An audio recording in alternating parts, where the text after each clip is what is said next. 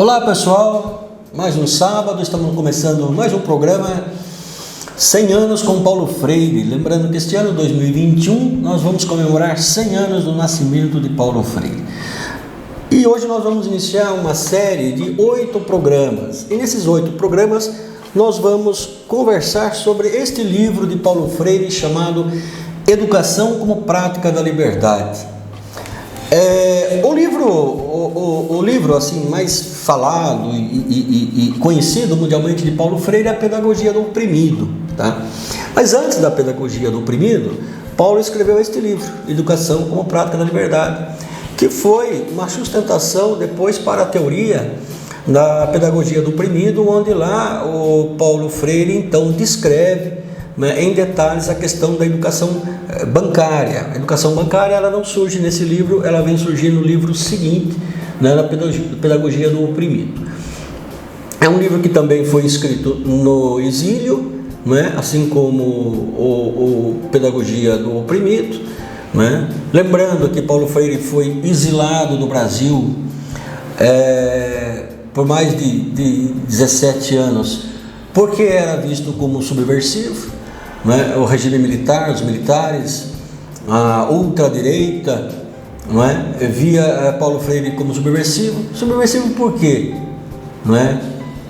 Paulo Freire queria e entendia a educação como uma prática de liberdade, não de libertinagem, não de fazer o que quer, a hora que quer, não, de forma irresponsável, mas a liberdade de fazer a crítica, a liberdade de pensar, a liberdade de ser sujeito da sua vida. E isso incomodava o regime militar e hoje incomoda os movimentos de ultradireita. Então por isso que Paulo Freire é sempre presente e sempre contemporâneo. Então esse livro ele tem 4 capítulos e nós vamos discorrer esses 4 capítulos em 8 encontros de sábado, tá?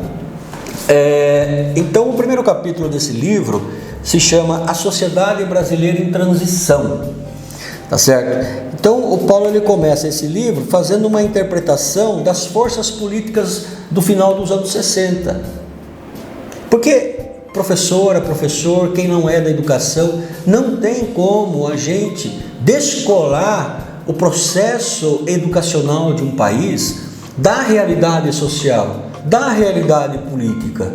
A política interfere a todo momento no desenvolvimento da educação, na formação de professores, na estrutura do pensamento. Então não tem como Paulo Freire ou qualquer outro professor que queira analisar a processo educativo sem contextualizar. Então Paulo faz uma contextualização das forças políticas, nesse primeiro capítulo, das forças políticas da década de 60, sobretudo um momento que ele vai chamar, depois em seguida a gente vai ver no próximo programa, que é a sociedade em transição. O que seria isso no final dos anos 60, essa sociedade em transição? Então o que ele traz nesse primeiro capítulo é uma indignação, aliás uma indignação que sempre acompanhou a vida de Paulo Freire, que é a questão de você ser sujeito da vida, do dia a dia, ser sujeito da história, não ser alienado, não defender uma opinião sem na verdade você ter certeza daquilo que você está falando. Então esses são elementos que compõem toda a produção de Paulo Freire. E aí sempre ele repete aquela frase que ela pode ser escrita de várias formas, que ele diz: viver é mais que estar no mundo, é estar nele e com ele, Então é aquela coisa de ser sujeito, eu estou vivendo aí, não, deixa a vida me levar, como diz o grande cantor brasileiro Zeca Pagodinho, deixa a vida me levar, Às vezes dá vontade mesmo, de tanta desgraça que a gente vê. Parece que tanta desgraça, parece que não vai ter solução a alguns problemas sociais do nosso Brasil. Mas a gente não pode desanimar, a gente tem que ter esperança. Que inclusive Pedagogia da Esperança é um outro livro de Paulo Freire que ele escreveu depois.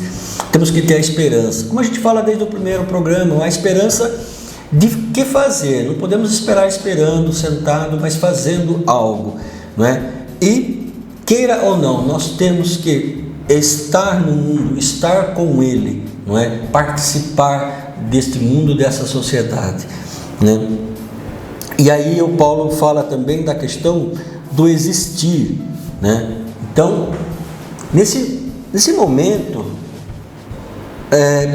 tão difícil da sociedade, do individualismo, do egoísmo, onde o umbigo é maior que o cérebro, que o umbigo é maior do que o coração das pessoas, não é? Porque no coração, no cérebro, mora o sentimento, a empatia por outras pessoas, e no umbigo mora o eu, só o egoísmo. E, infelizmente, estamos vivendo uma sociedade onde o umbigo é muito maior do que o coração, muito maior que o nosso cérebro, não é? E aí Paulo diz assim: o existir é individual, mas só se realiza em relação a outros existires, dialogar, comunicar e participar. Então não há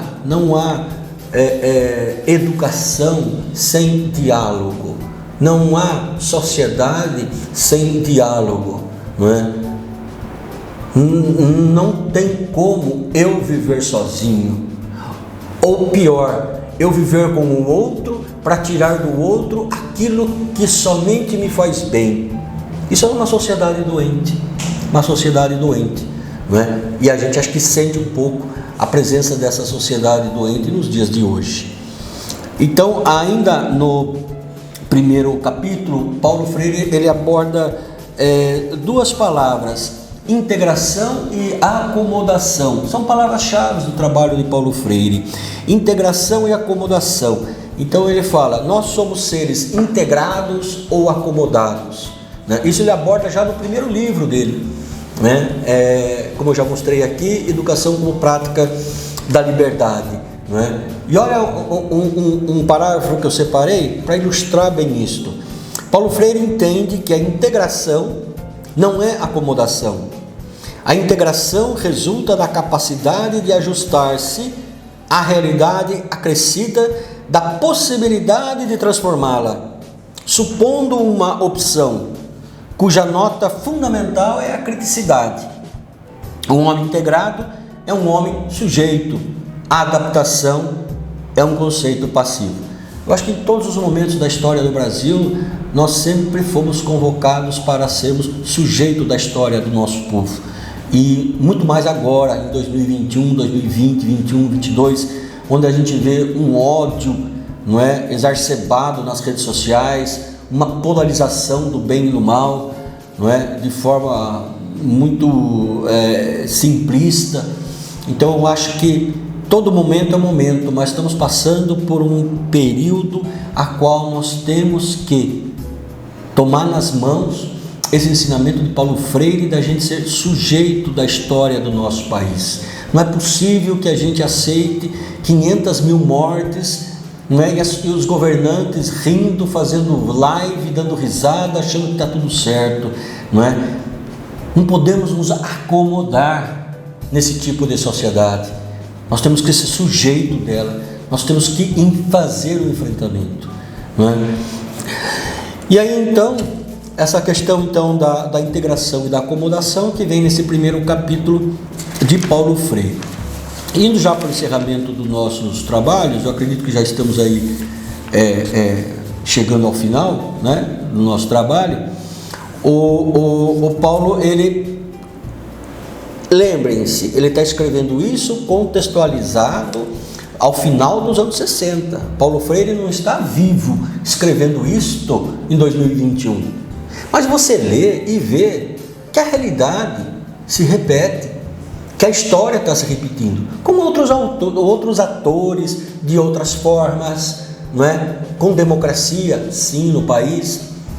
Mas essa questão do não engajamento e deixar que as coisas aconteçam está muito forte na nossa sociedade. E isso não é bom. Não é bom para mim, não é bom para você, não é bom para ninguém. Não foi bom para mais de 500 pessoas, 500 mil pessoas que morreram de Covid e tantas outras famílias que estão tentando se recuperar dessa doença. Estou citando a doença apenas como um item, mas temos outras questões sociais às quais nós não podemos nos acomodar. O racismo, o feminicídio, não é?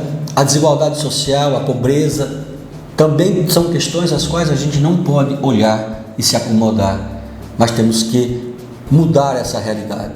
E aí então Paulo Freire foi exilado do país porque ele pensava uma sociedade desse tipo, não é?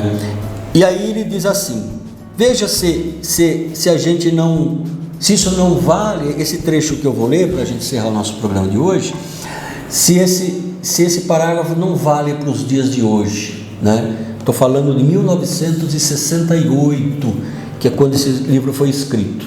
1967, 1968, Paulo Freire escreveu o seguinte: infelizmente, o que se sente dia a dia é o homem simples, esmagado, diminuído e acomodado, convertido em espectador, dirigido pelo poder dos mitos que forças sociais poderosas criam para ele.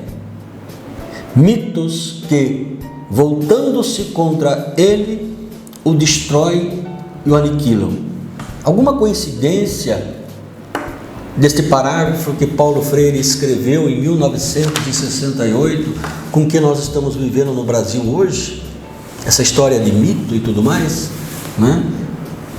O que esse pseudo-mito está fazendo, não é, com aqueles que o chamavam de mito? Aniquilando, se voltando contra e deixando morrer. Então, o programa de hoje é isso. A primeira parte do capítulo 1 do livro Educação como Prática da Liberdade é uma reflexão de Paulo Freire do momento político que nós vivíamos nos anos de 68 e como a educação pode contribuir para a transformação da sociedade. No próximo sábado a gente retorna ainda no capítulo 1, não é? Para que a gente possa falar da sociedade em transição. Então, gente, é isso. Repetindo, serão 8 programas e cada 2 programas vamos falar de um capítulo do livro. No final de 8 programas, nós teremos debatido e discutido todo este livro chamado Educação como Prática da Liberdade. Participe, acompanhe, assista, mande as suas perguntas, as suas dúvidas, mande as suas discordâncias com o que eu estou dizendo, que é na discordância e que a gente avança, tá certo? Bom final de semana a todas e a todos, até lá.